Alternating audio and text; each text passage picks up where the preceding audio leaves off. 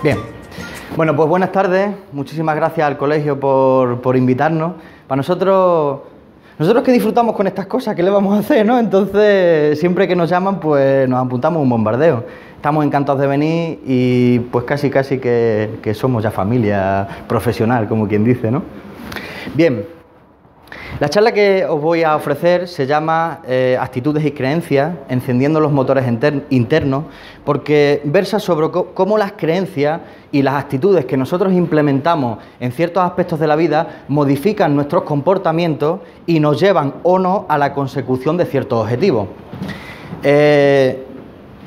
Acabo de descubrir esto aquí, lo voy a poner. Bien. Básicamente las personas nos movemos en tres dimensiones. Las personas pensamos, sentimos y hacemos. Y normalmente en este orden, ¿vale?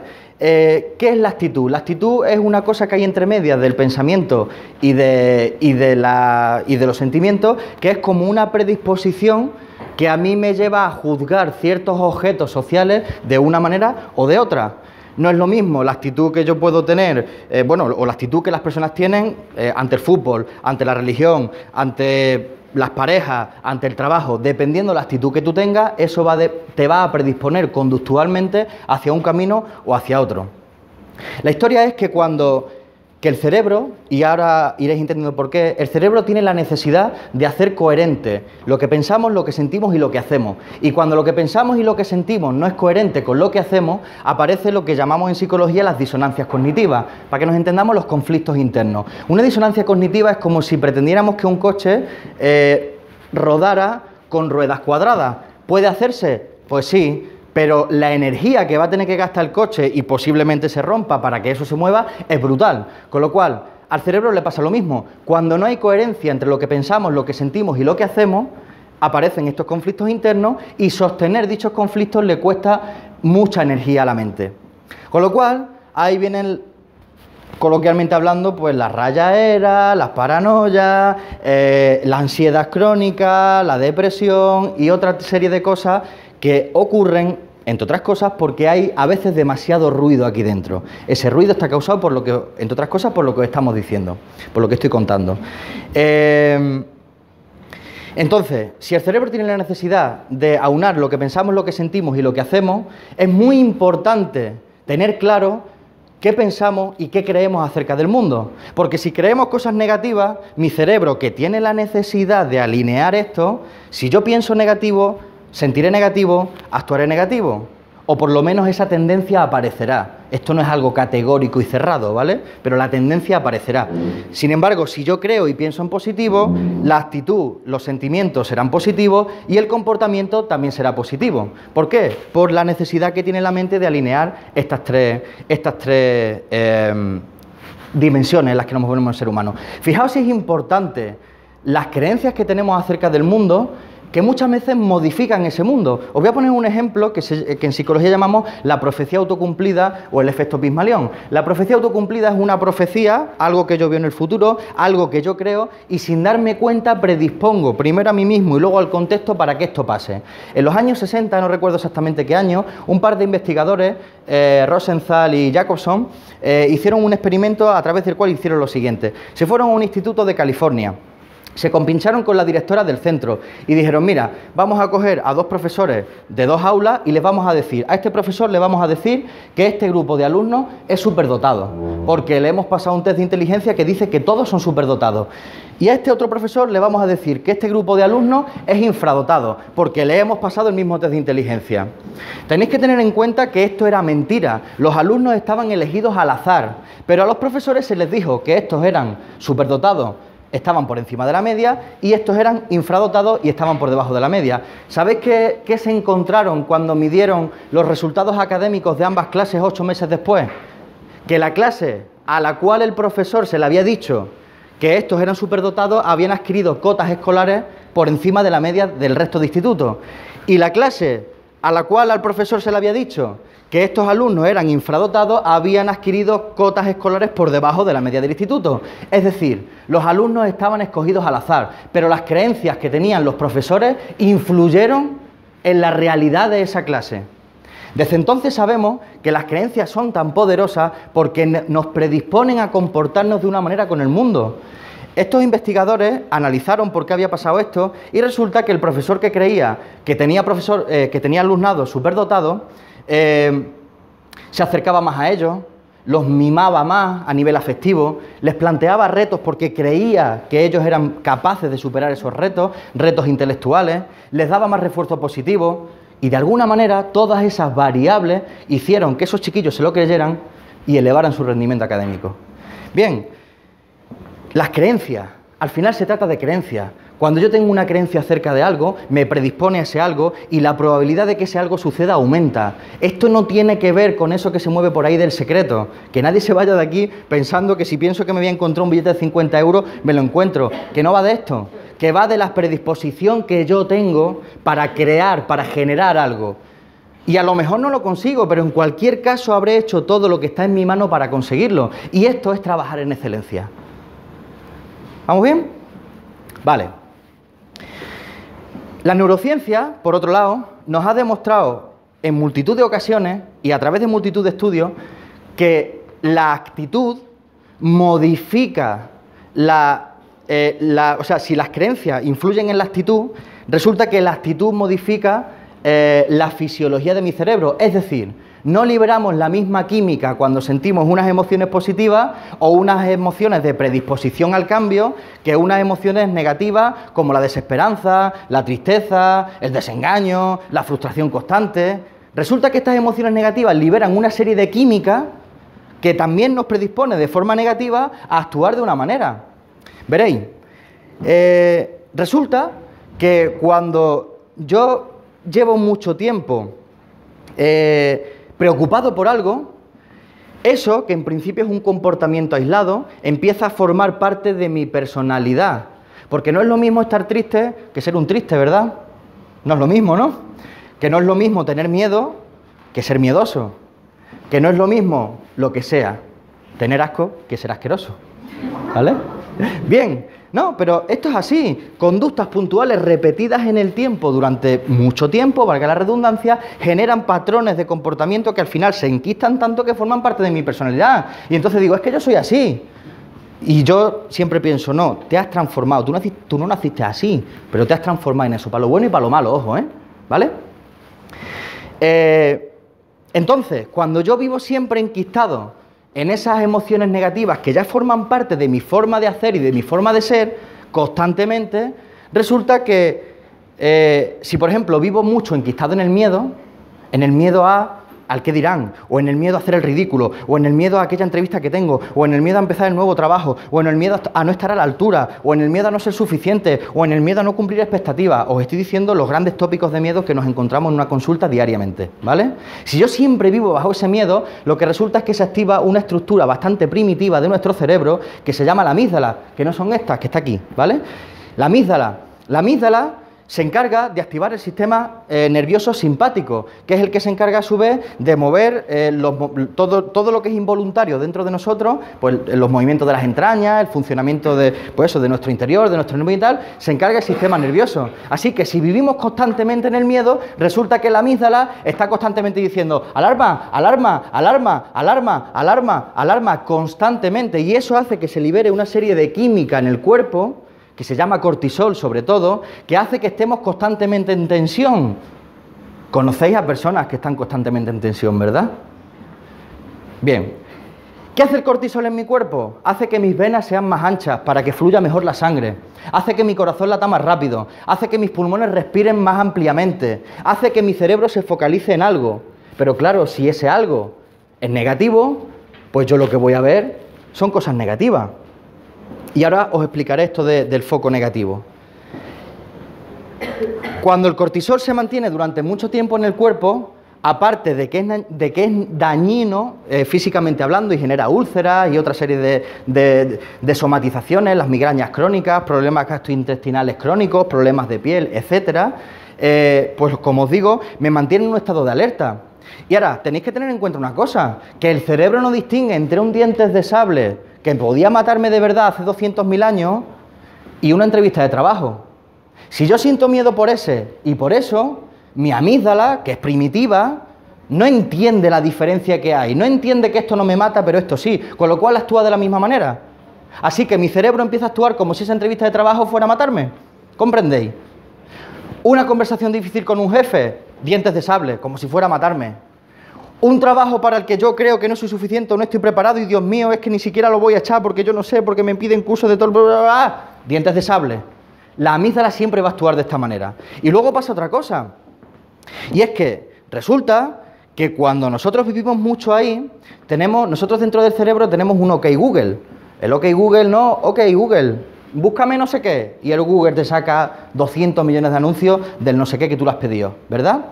Ese sistema que nosotros tenemos dentro, que lo que hace es buscar de forma automática aquello para lo que yo estoy predispuesto, se llama sistema reticular activador ascendente. Para que nos entendamos, Sara. Ok, Sara, ¿vale? Lo vamos a llamar así. Entonces resulta que si yo estoy constantemente pensando en que la vida es una mierda, que todo es una desesperanza, que no voy a llegar a ningún sitio, que dónde voy yo con o con quién.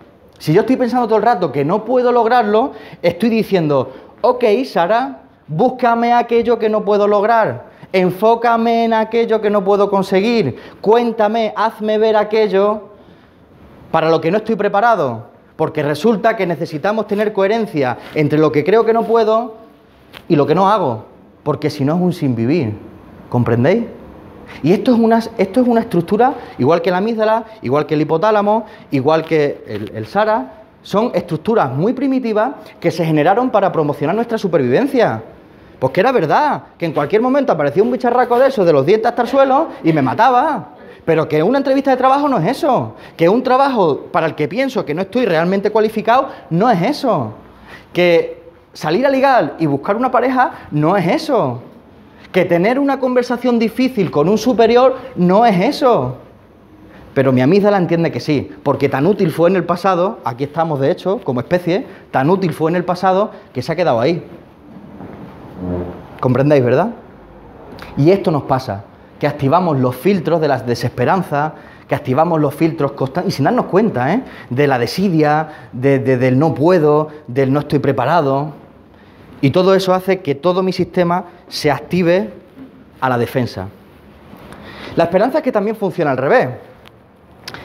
Fijaos, se ha demostrado que en pacientes enfermos de cáncer, la mejoría, o sea, la probabilidad de que mejoraran en el proceso de su curación era más alta cuando se combinaban las terapias médicas que podemos encontrar en cualquier lado, ¿no? Radioterapia, quimioterapia. Cuando esto se combinaba con terapia de meditación y visualización, es decir, cuando los pacientes, aparte de la quimio, visualizaban células sanas de su cuerpo comiéndose los tumores, resulta que el pronóstico de curación aumentaba. ¿Se curaron todos? Pues desgraciadamente no. ¿Aumentó la probabilidad de cura? Sí. ¿Se curaron más que en el grupo piloto en el que no hicieron meditación y visualización? Sí.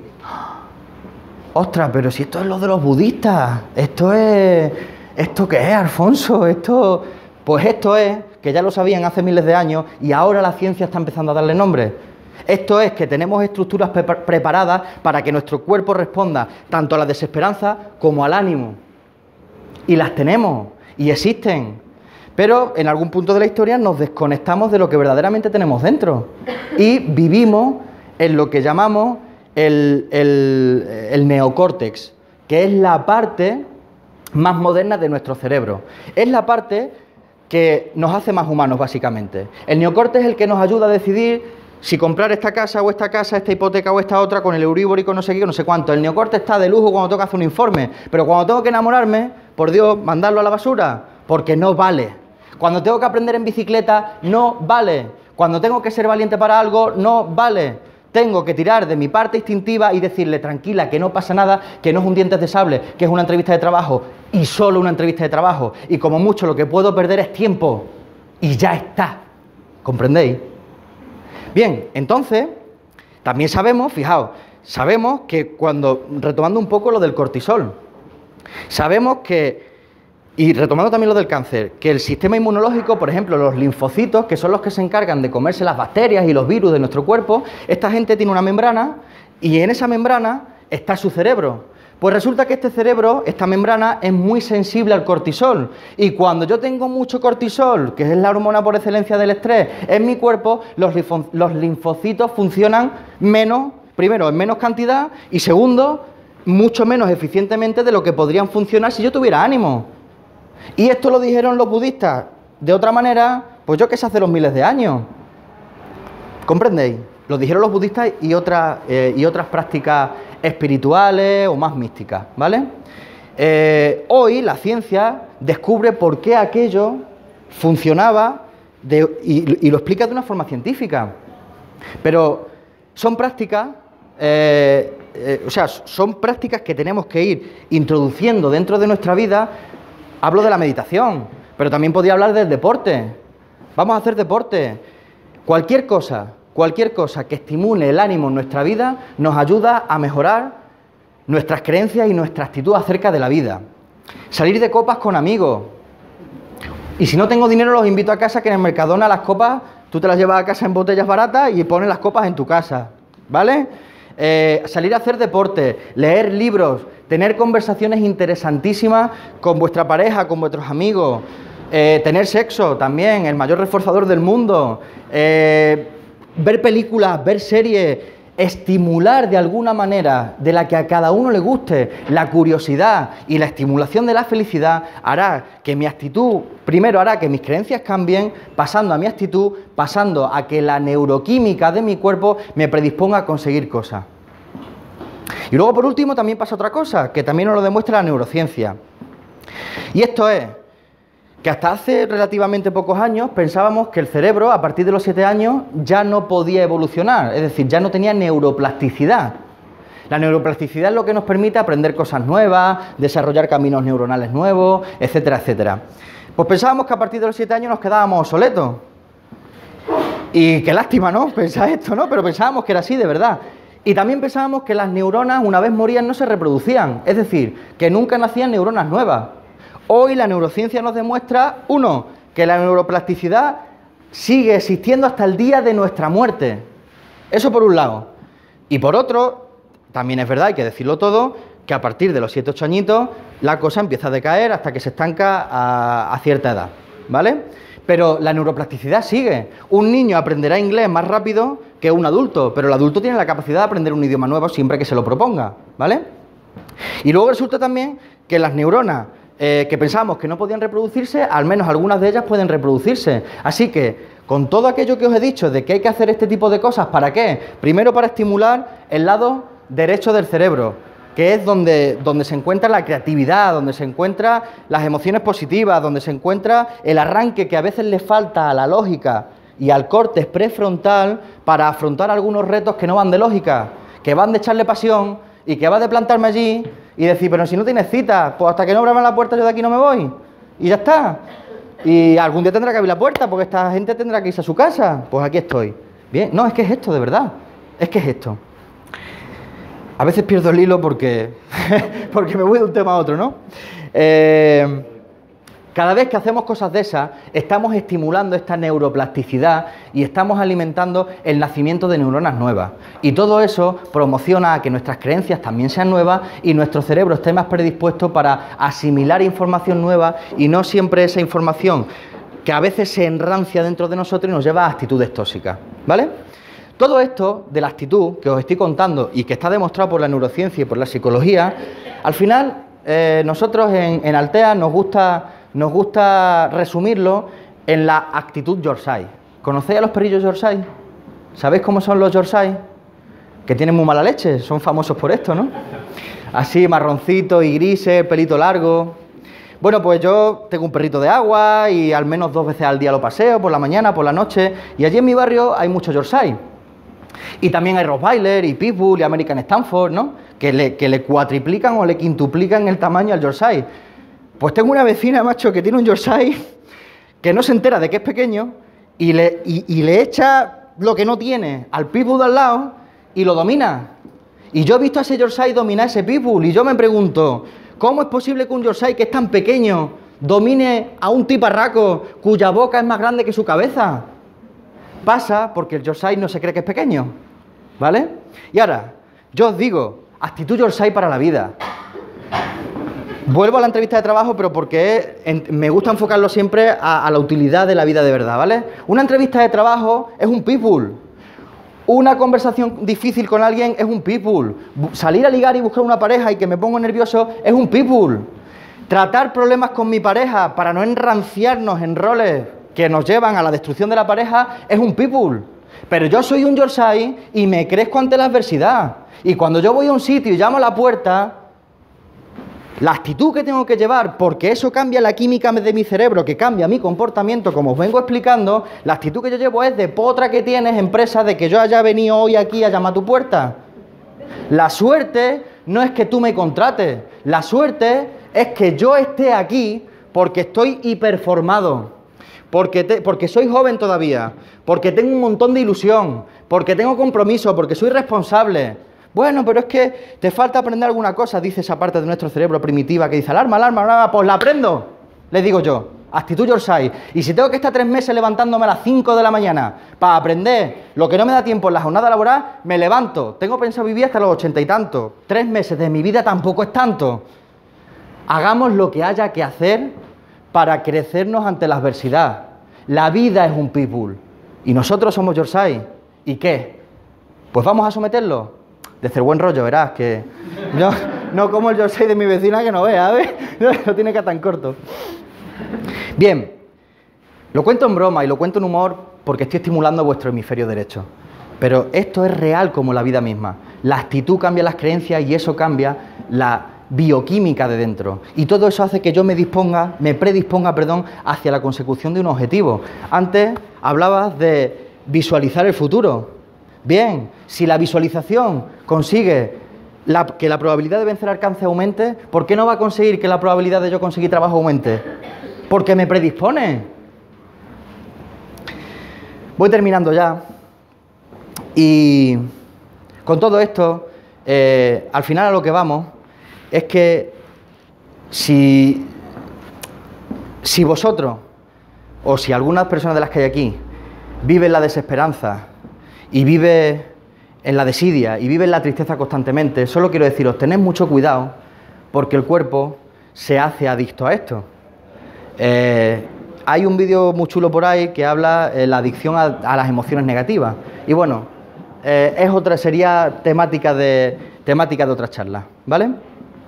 Había otro tema que quería hablar y se me ha ido de la cabeza con la emoción del Yorkshire. Y me vaya a permitir, porque tengo aquí unas chuletillas y los Yorkshire llevan chuletas y las sacan de vez en cuando. Así que dejadme que las saque, ¿vale? Y... Ah, pues no se me ha olvidado nada. Está muy bien. Esas son las ganas que yo tengo de hablar. Bien, cuidado con hacernos adictos a las actitudes negativas sobre todo, ¿vale? Al final todo esto no nos lo hemos inventado nosotros. Al final todo esto, como digo, lo inventaron hace miles de años. Lo que pasa es que no se les sabía dar el nombre que tiene ahora. Hace miles de años los mayas dijeron, creer es crear. Bueno, ahí se quedó la cosa. Luego, miles de años después, llegó un poeta romano, Virgilio, y dijo, la gente no puede porque sabe que puede. La gente puede porque cree que puede. Algunas décadas de años después llegó un tal Jesucristo, no sé si os sonará, ¿verdad?, que dijo, la fe mueve montañas, que era lo mismo que decir que creer es crear. Y hace apenas una centuria, tal vez, vino un tal Ford y dijo, tanto si crees que puedes como si crees que no puedes, en ambos casos tienes razón. Los cuatro estaban hablando de que vuestras creencias definirán, o al menos aumentarán la probabilidad de definir el mundo que queréis crear delante de vosotros. Así que espero que con todo esto que os he contado, os haya aportado creencias en vosotros para que creáis más de vosotros. Gracias.